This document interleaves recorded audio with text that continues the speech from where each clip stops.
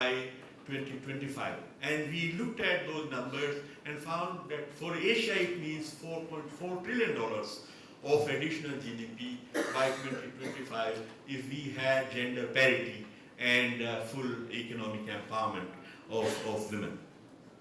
So this is a huge opportunity waiting to be tapped by bringing gender parity. Now, Ms. Claire Chan referred to the 60 million women entrepreneurs in 10 ASEAN countries. They are there, and in terms of proportions, 27% of the firms in ASEAN are owned by women.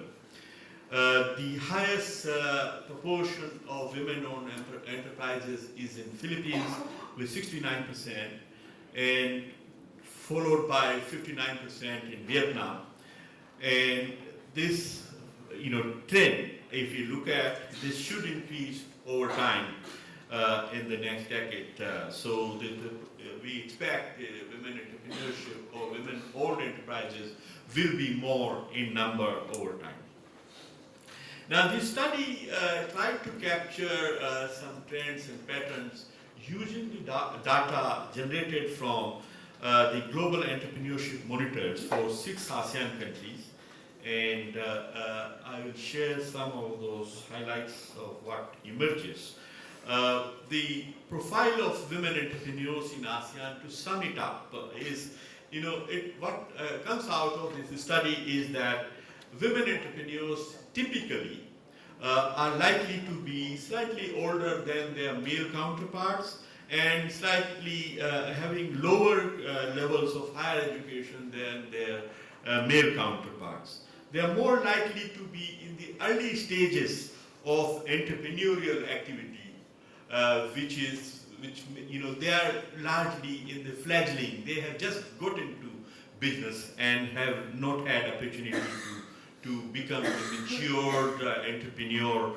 And then they tend to operate in the informal sector with very few employees, if at all, and majority of them do not have any employees.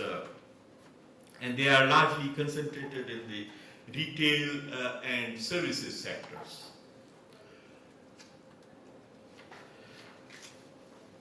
They face, because of perhaps their lower educational backgrounds, they face constraints in accessing new technologies and modern financial channels of raising finance, and they are less likely to use new technology.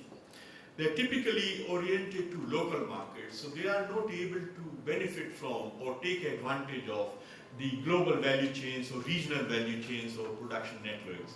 So they are not really into the ASEAN integrated market as yet.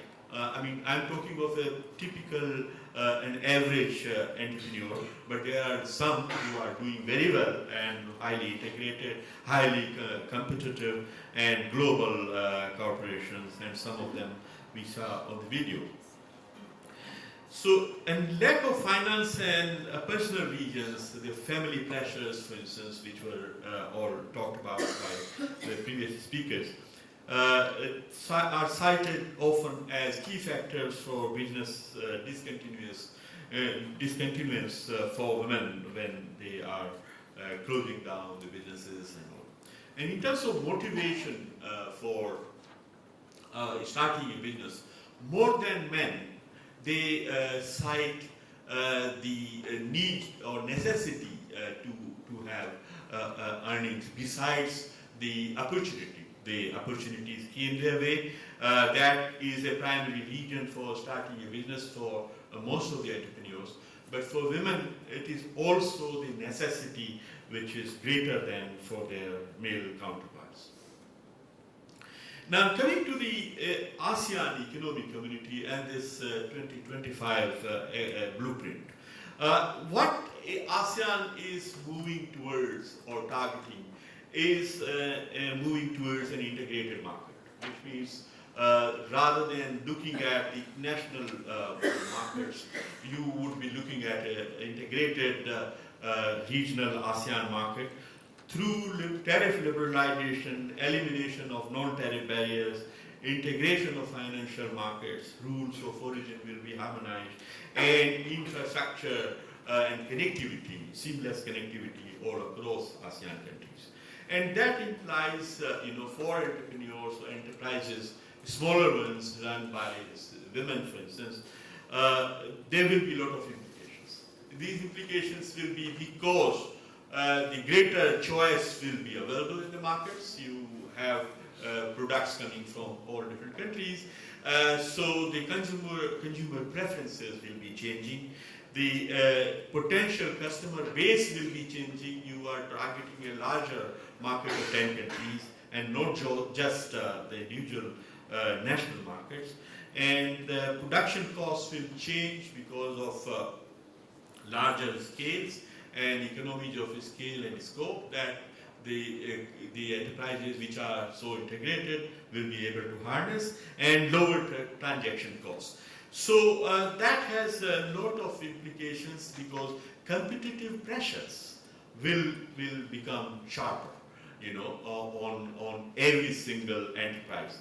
And those which are integrated, integrated with the value chains or production networks, regional production networks, will be able to harness the opportunities that become available from this larger 10-country integrated market. But those which are not so integrated might really feel the pinch. They will be coming under greater competitive pressures. And this is something we need to worry about or be concerned. So how do you really, protect them from this? Because otherwise there will be a rise in vulnerable employment, and the skill sets that they are working with may not be transferable to other areas. So that will have lot of implications. Now, we were also looking at the changes coming in the technology scene, what I referred to earlier, the disruptive innovations, artificial intelligence and Internet of Things, cloud computing, etc. These are again both challenges and opportunities. The weaker ones, which are not prepared or attuned or equipped to take advantage of them, might be actually adversely affected. But we think, on the balance, the strategy should be to harness these fruits of these new digital technologies and their enabling power to strengthen the enterprises, especially those owned and operated by women. How this could be done? Taking advantage of mobile and internet banking, for instance, through harness or access the finance, networking and building social capital. Ms. Chan was talking about networking among the women entrepreneurs, and digital technology, mobile technology. They offer a lot of valuable tools to achieve that. Software and hardware tools to make processes and access market easier. E-commerce, for instance, is a great empowering tool for small entrepreneurs. And there are many platforms which have emerged, highly successful, that connect, small entrepreneurs from anywhere to be part of a value chain, and so there is no reason we should not harness that. Increase presence of women entrepreneurs through social media and online platforms, and mobile-enabled, government platforms, e-government platforms, to access government services sitting at home or at your business rather than running around between the offices. So all of these, enabling powers of the new technologies should be harnessed to the benefit of women entrepreneurs. And for that, we will need to take a number of steps to really, train them and, and equip them. And the digital divide, the gender divide in the digital communications, etc., needs to be closed to enable them to make use of these new tools. The other is finance is a very major constraint always talked about by the women entrepreneurs, that they have to rely on informal and sources of finance, ranging loans from friends and families, and they are unable to access the modern financial services for their financial requirements. So here again, leveraging the new innovations in finance, including the venture capital and capital, startup funding, digital financial services, crowdfunding, impact investing. All of these will be handy to facilitate access of finance by the small entrepreneurs, especially women entrepreneurs. And for that, enabling framework needs to be provided by government, and so that it becomes accessible by the small women entrepreneurs, especially. Now, coming to the end of this presentation, we have summed up the analysis into a 10-point action plan for building a gender-responsive ecosystem for enterprise development. Because we believe that there are a lot of policies and opportunities exist for enterprise development. All different governments have invested in developing a policy framework for SME development. But this framework has issues and challenges for promoting women entrepreneurship. So it needs to be made gender sensitive or gender responsive. So some specificity needs to be brought to bring that parity in terms of access to all of these promotional measures that governments have taken and adopted over the years.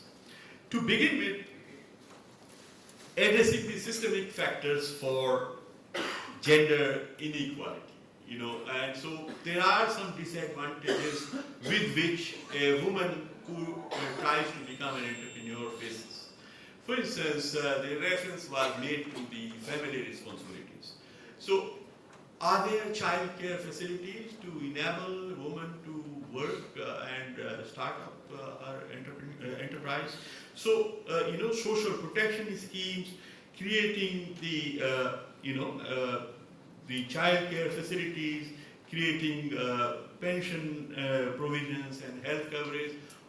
All these are the basic framework, systemic approaches and policies need to be put in place to enable, women to move ahead. And also the provision for training and education. So the gender equality and gender parity in education, especially higher and technical education, is critical for them to be really operating as modern competitive entrepreneur.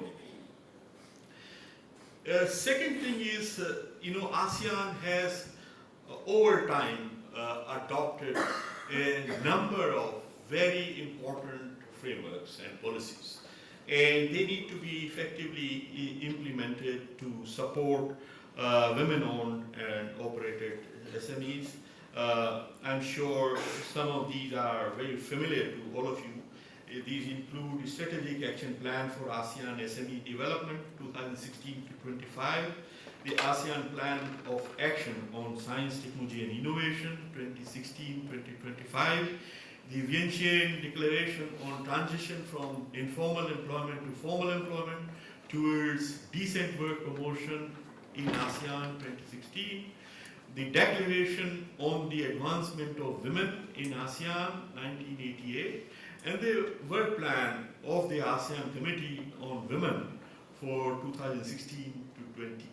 So I think these documents, each one of them, have put together some very important, steps to be taken, and if they are implemented, certainly they will go. If they are implemented effectively, they will go a long way in helping and creating a framework, empowering framework for women entrepreneurs. The third thing we're talking about is enhancing access to innovative financing for women entrepreneurs, and for that, creating a different kind of credit risk assessment. Sheila was talking about how women entrepreneurs, when they borrow, they always bring your money back. And this is not only the experience of perhaps Goldman Sachs, but I have talked to some entrepreneurs which created these microfinance institutions. They universally tell the same story, that our best customers are the women entrepreneurs. They borrow, but they bring always back on the date, So when it is a profile of an entrepreneur is like this, that risk assessment should be done differently than all entrepreneurs. So I think they should be given a premium in lending. And that should be incorporated. We need to also create some specialized institutions for lending to women entrepreneurs, because the existing setups have some biases and stereotypes. So some specific windows for existing institutions for targeting women entrepreneurs or specialized institutions. And the kind of funds that Sheila was talking about, which lends only to women entrepreneurs. The next would be incentivizing the use of ICTs by women entrepreneurs, and for that the necessary infrastructure for ICT should be in place, and expanding e-commerce and e-government facilities and services, because they are empowering tools, and promoting ICT innovation targeting at the women entrepreneurs. The fifth would be promoting cluster approaches and business incubation facilities. I think for women entrepreneurs, because they are fledgling and just entering into the business, it would help if there are common services provided in clusters or incubation centers, and they can facilitate, they can allow them to benefit from working in an environment where all facilities are available at the same place. So it can be very facilitating, to have a common facility center and clusters, so they know each other and they can draw upon each other, and then make their businesses much more competitive. They can focus more attention on making their businesses more competitive. This is my last slide. So continuing with this policy steps, the sixth would be engaging women entrepreneurs in shaping national economic and entrepreneurship policies. I think developing policies without really taking advantage of their experiences would be really very, very inadequate. So I think we need to engage women entrepreneurs and their organizations into policy making increasingly, and so getting their feedback, how it will work in practice, and what are their practical sort of experiences that could be fed into, and lessons learned that could be fed into. So that will make really the policy making more sensitive and geared to their specific needs. So supporting the development of Women Entrepreneurs Association could be part of it. I think and in many countries there have been a number of highly successful groups and associations that have facilitated and promoted women entrepreneurs. this is something we need to invest in. Seventh would be strengthening business support and capacity development services for women entrepreneurs. I think all these new tools that we are talking about, whether it is ICT, the e-commerce, or the mobile banking, and the other innovations, crowdfunding, and all that, all sound very good, but they can be intimidating for a new entrepreneur who has not been initiated into them. So capacity building is very important, and this could also be organized through platforms of these women entrepreneurs, associations, and all that. So I think investing in capacity building would be critical to harness the fruits of new technologies in finance and ICT. And then number 8 would be the reducing the cost of doing business.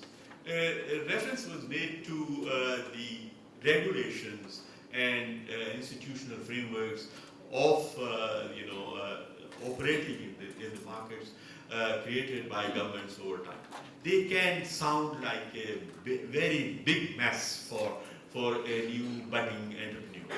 So creating a one-stop shop, for instance, where you go to and you get all different things sorted out, could be, for instance, very important. And so all government services coming together, setting a one-stop shop for women entrepreneurs, they can go to and they receive all their services, or creating a portal, a web portal, where all of different departments are linked, hooked up to, so you don't have to struggle between different offices. That could be very important for promotion. And facilitating participation of women entrepreneurs in domestic and international value chains.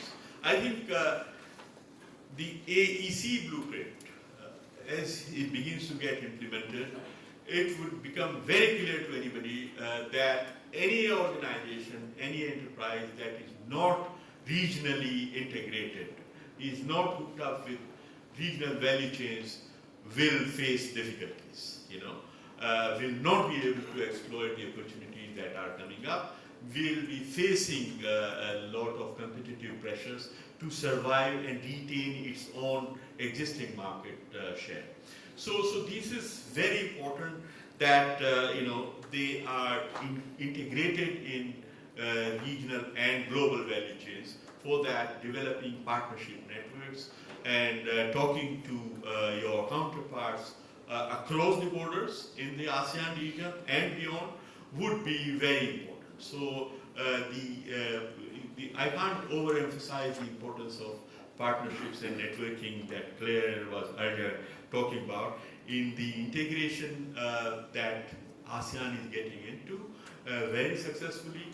This will be the key. So partnerships, foreign direct investment links, cross shareholdings, and getting market information from your other member countries of ASEAN, and getting an outlet and becoming part of the regional production network would be very important. And finally, doing this study, we realize that how difficult it is to get information on women entrepreneurship.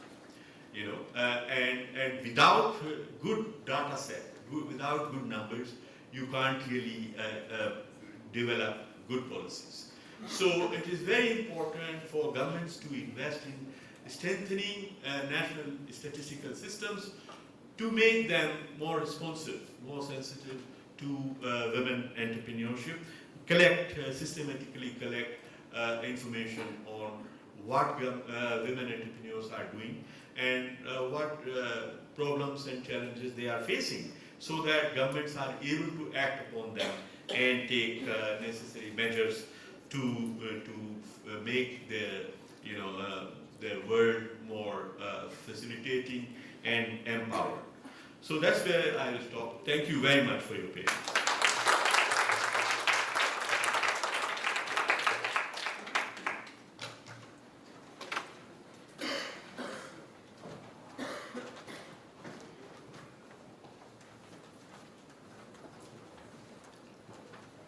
Thank you for your presentation, Dr. Kumar. Ladies and gentlemen, we will now proceed to the official launch of the report, which Dr. Kumar was referring to. Please could I invite the following 3 speakers to the stage for the launch. Ms. Tin Pei Ling, Dr. Nagesh Kumar, and Ms. Sheila Patel. And then on the count of 3, I would invite you all to unveil the report. So 1, 2, 3.